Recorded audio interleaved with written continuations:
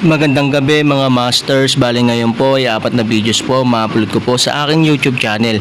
Tama nga mga masters, 4 na videos nga po ang ma-upload ko po. Yon, what's up mga masters? Nandito na naman tayo sa panibagong araw, panibagong kabanata na naman ang pagsasama-samahan natin ngayon guys.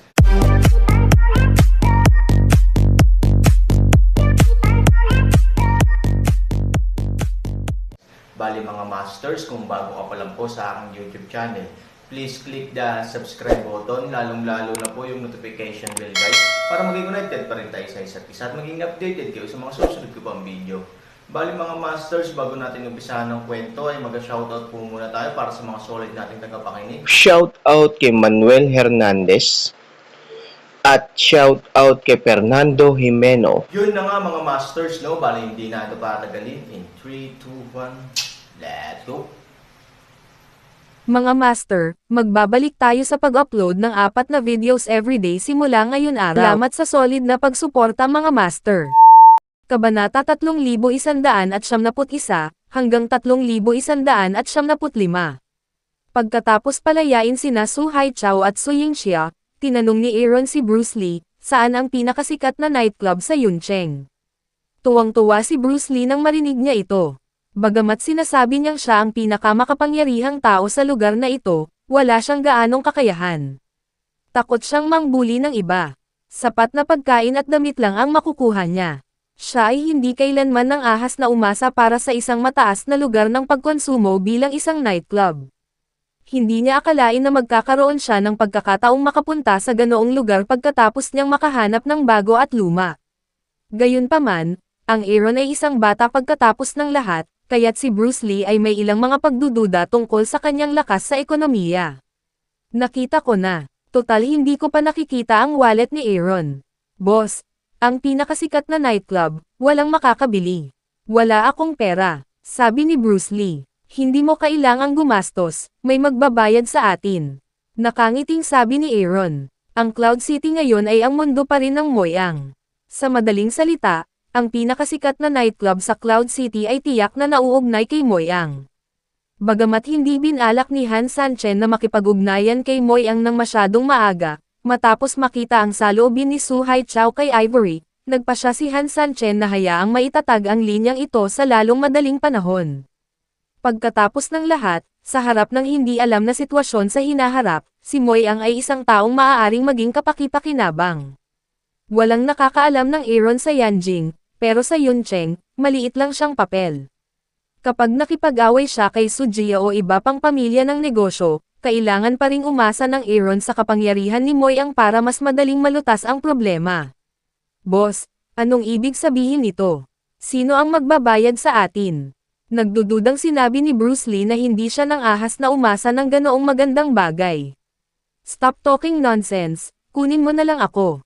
Sabi ni Aaron. Napatahimik si Bruce Lee. Nang makitang malayang nagsasalita si Aaron, dapat may paraan siya. Kahit na may mali, may paraan pa rin ang Aaron para labanan. Dapat walang malaking problema. Boss, I have to remind you that the place we going to is the most powerful place in Yuncheng now. Kung gusto mong sundin ang routine ng Overlord meal, I'm afraid it won't work. Paalala ni Bruce Lee. Tingin mo bully ako. Nakangiting sinabi ni Aaron. Ang pinakamakapangyarihang tao ay si Moyang, na nagpapakita na ang kanyang ideya ay ganap na tama. Tara na, isang linya ng ilang tao, patungo sa sikat ng araw kay bar at pumunta. On the way, Aaron asked Bruce Lee, may driver's license ka ba? Lubhang hindi maginhawa ang walang sasakyan. Bagamat marunong magmaneho si Aaron, wala pa siyang sapat na gulang para magkaroon ng lisensya sa pagmamaneho, kaya mas magiging maginhawa para sa Aaron na maghanap ng driver. Boss, walang kwenta ang driver's license, pero wala akong sasakyan. Sabi ni Bruce Lee na may pilit ng ngiti, bagamat sinabi niyang napakalakas ng kanyang reputasyon, wala man lang siyang transport car. Bilang kapatid na lalaki, siya ay sapat na miserable. Hintayin mo ako sa gate ng school bukas. Sabi ni Aaron. Tumalon ang talukap ng mata ni Bruce Lee. Pagkaraang marinig ito, tila gustong bigyan siya ni Aaron ng kotse, kaya hindi na mamalayan na nasa sabik si Bruce Lee. Boss, bibili ka ba ng kotse? Hindi makapaghintay na magtanong si Bruce Lee. Oo, walang sasakyan. Ang hirap pumunta kahit saan. Hindi naman kita sasaktan kung hahayaan kitang maging driver, diba? Biro ni Aaron. No, of course not. Paano ako maaagrabyado? Kung may sasakyan ako, may mukha ako. Excited na sabi ni Bruce Lee. Walang choice si Han Sanchen kundi ngumiti. Ang saloobin ni Bruce Lee ay maaaring makita ng mga tao kung gaano kababa ang kanyang klase sa isang sulyap. Tinatawag din niya ang kanyang sarili na boss. Hindi siya natatakot sa pagkislap ng kanyang dila. Gayunpaman, maswerte siyang nakilala ang Aaron. Hanggat handa si Aaron, malapit nang maging tunay na boss si Bruce Lee. Makalipas ang halos kalahating oras na paglalakad, ilang tao sa wakas ang dumating sa pintuan ng Sunshine K-Bar. Pagkapasok sa nightclub, nanginginig si Bruce Lee sa mga ilaw at musika. Nakita ng Aaron ang masamang sitwasyon dito sa unang pagkakataon. Maaga pa naman. Kaunti lang ang mga bisitang naghihintay para sa opening ceremony sa nightclub. Mas marami ang service staff kaysa sa mga bisita. Nightclub sa marketing upang makita ang mga bisita, rushed sa welcome up, sa ilang mga tao ay nagtanong, "Brother, order ka ba ng isang card? Magayos ka lang ng lugar na may pinakamagandang view.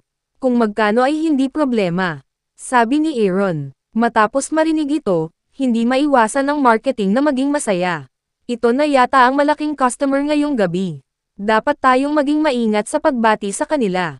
Ayon sa mga kinakailangan ng Aaron, agad silang dinala ng marketing sa upuan ng card na may pinakamahusay na pananaw. Ang bawat upuan ng card sa nightclub ay may iba't ibang mga kinakailangan sa pagkonsumo. Ang Aaron ay nangangailangan ng pinakamahusay na paningin.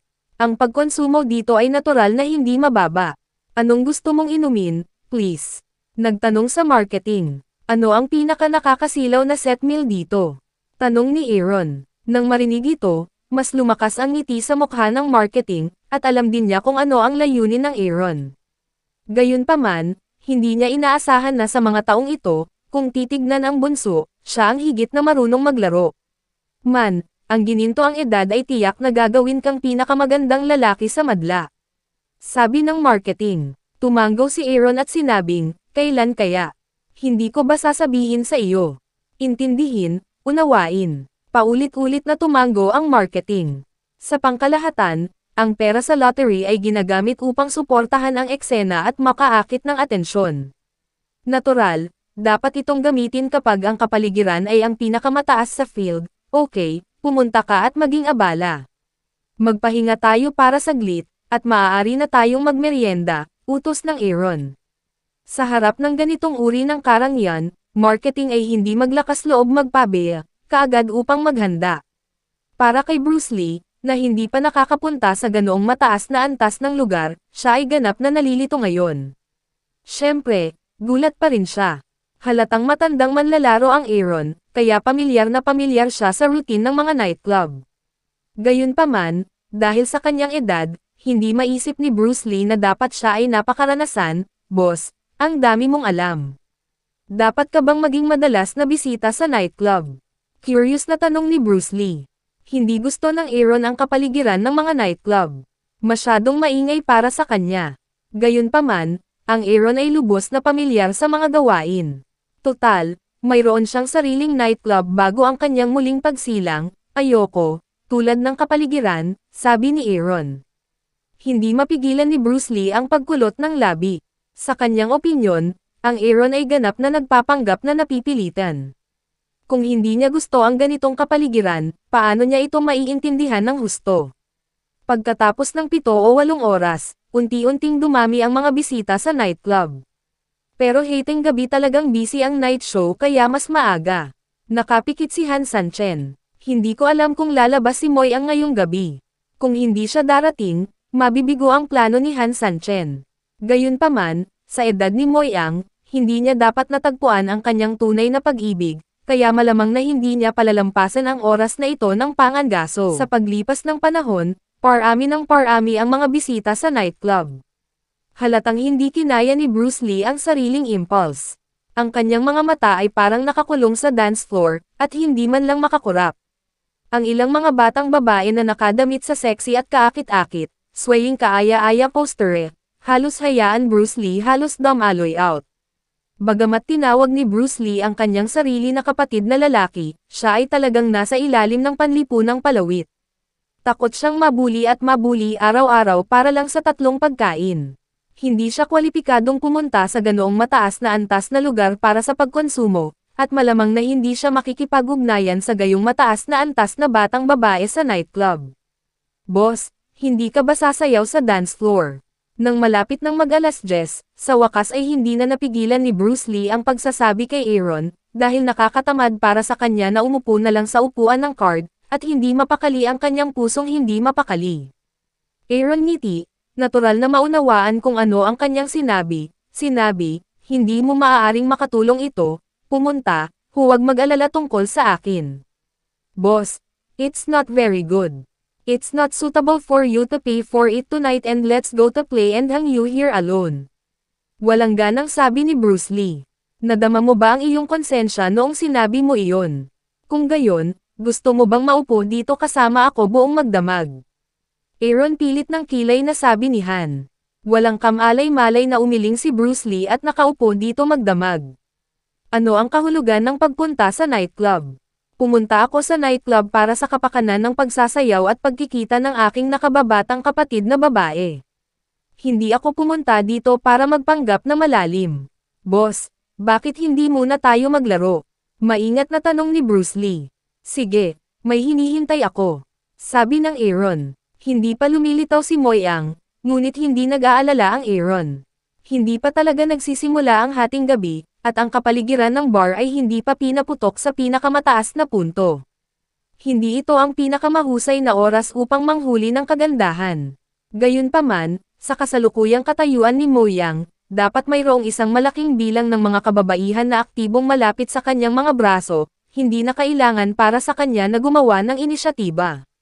Isipin ito, Aaron o ilang pag-aalala, kung sakaling hindi dumating si Moyang, ngayong gabi ay talagang masasayang. Pagpasok ni Bruce Lee sa dance floor, para siyang tumakas na mabangis na kabayo, sumasayaw ng mga Diyos at demonyo, walang pakialam sa mata ng ibang tao.